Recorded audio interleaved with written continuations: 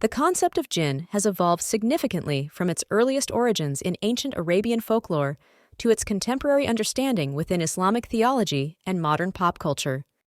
Jinn beliefs predate Islam and trace back to pre-Islamic Arabia, where they were considered spirits inhabiting deserts, wilderness, and other remote places.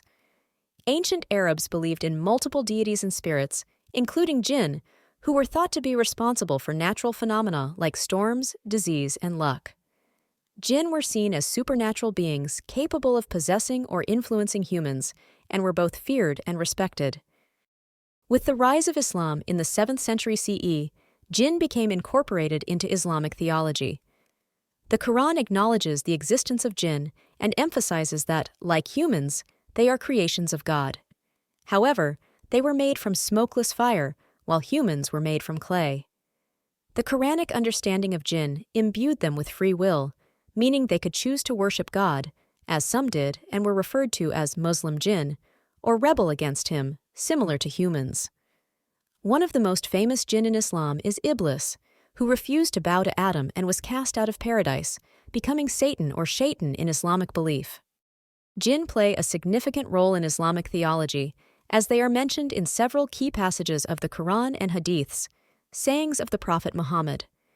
They are viewed as a parallel creation to humans, living in a world unseen by us, but subject to the same divine laws. Some jinn have embraced Islam, while others have turned to evil, following Iblis in leading humans astray. The most significant role of jinn in Islamic belief is their ability to interact with humans, either by helping, harming, or even possessing them. The practice of ruqya, Islamic exorcism, exists to remove harmful jinn from people believed to be possessed. The development of folklore and superstition. Over time, various traditions, superstitions, and beliefs about jinn continued to develop within Muslim and Arab cultures. Jinn were thought to inhabit isolated places, like deserts, caves, and ruins. Travelers were often cautious in such places, reciting prayers to protect themselves from malevolent jinn.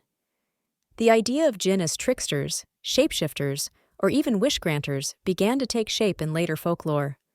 Folk tales, like those found in the 1001 Nights, further expanded the myths about jinn, introducing the Western world to concepts of genies, beings trapped in bottles or lamps who granted wishes to those who freed them. This was a departure from their original roles, focusing more on their magical abilities rather than their spiritual significance. In the modern world, jinn have continued to be a topic of fascination in both Muslim-majority societies and in Western culture. They appear in a variety of forms in books, movies, and television shows.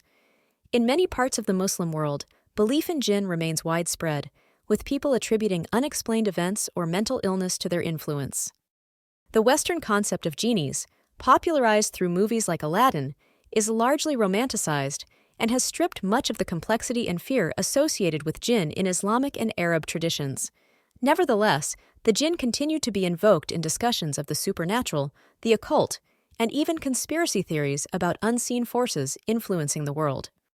In Islamic mysticism, known as Sufism, jinn are sometimes viewed as spiritual beings with whom advanced practitioners might interact during mystical experiences.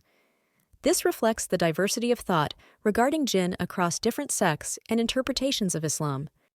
From their ancient pre-Islamic origins as elemental spirits to their role as beings with free will in Islamic theology, the jinn have held a unique place in Arab and Muslim culture for centuries. Their stories have evolved and expanded, taking on new meanings in literature, folklore, and even pop culture.